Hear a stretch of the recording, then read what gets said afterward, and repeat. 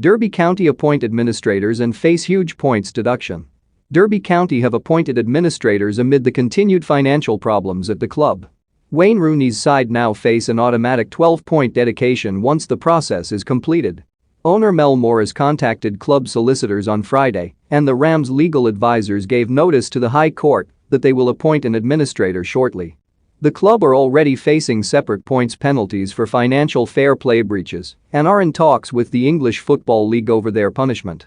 Manager Rooney was his team to face Stoke City on Saturday when Morris took the nuclear option following months of uncertainty and a summer transfer embargo.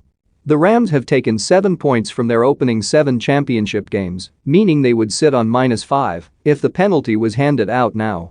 In a statement posted on Derby's official website on Friday night, a club spokesman said, "Last week, it became clear that the process which has been underway to identify a purchaser for the club likely would not be productive over the near term, despite the number of negotiations with credible parties.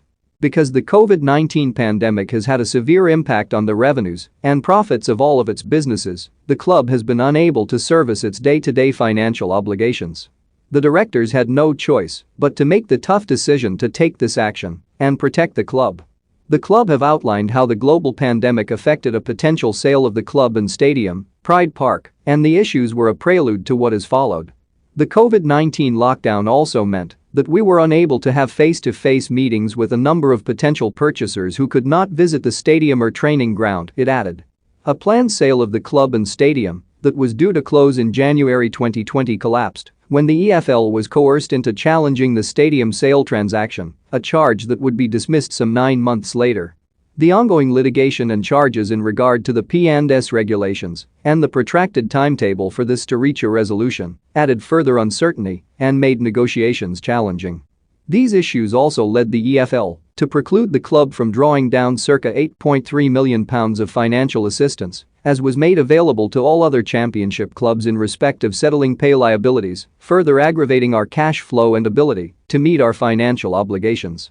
Even today, we await the EFL's response in these matters.